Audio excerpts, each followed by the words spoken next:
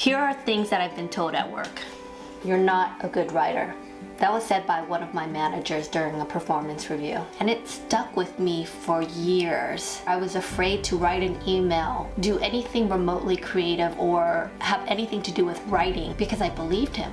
Stay in your lane. A CEO of a company said that to me. He thought I had gotten too big for my britches. I remember getting off the phone and crying, just thinking I didn't belong at that company or that I deserved the title that I had. Don't speak up in meetings. That little gem of advice was given by a senior colleague who thought that I was too junior to be speaking to senior clients of ours. I should present your deck.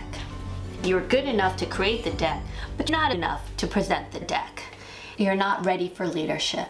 The "you're not ready for leadership" comment was used over and over again in my career as a way to tell me that I was not ready for promotion. I was not ready for that salary bump. What I realize now, they just weren't willing to see me in a leadership role. I was valuable to them when I could create their decks or to construct the strategy deck. But when it was time for leadership, I was not given the opportunity to lead. I'm always asked, what's the one piece of advice I would give to anyone starting out in their career? And I always give the same advice, whether you are just graduating from college or if you've been in the industry for over 20 years.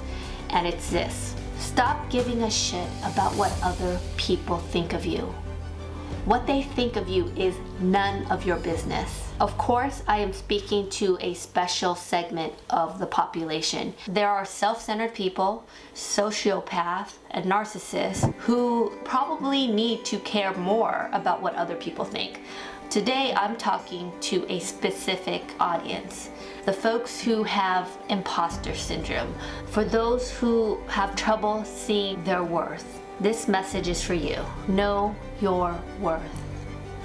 I know that's easier said than done. I've struggled with it all my life. It's really difficult to not care what other people think of us. It's hardwired at birth to seek approval from others due to a combination of evolutionary and social factors. Humans are social beings, and throughout evolutionary history, being a part of a group and gaining social acceptance has been crucial for survival. Those who were accepted and valued by a social group had access to food, protection, thus seeking approval became an adaptive behavior.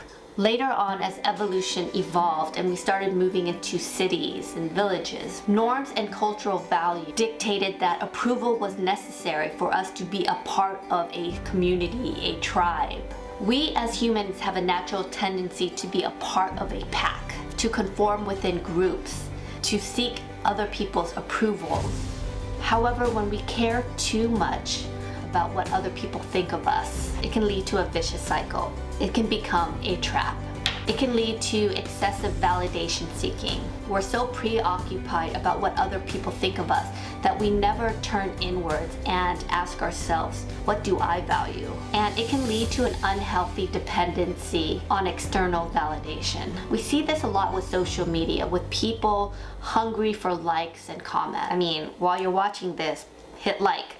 I gotta shoot my shot, right? This reminds me of a book by Bonnie Ware, The Top 5 Regrets of the Dying. In this book, she shares her experience as a palliative nurse, working with patients who are at the last few weeks of their lives. Based on her conversation with these patients, the most common regret expressed by those who are dying was that I wish I had the courage to live a life that was true to myself, not the life that others expected for me.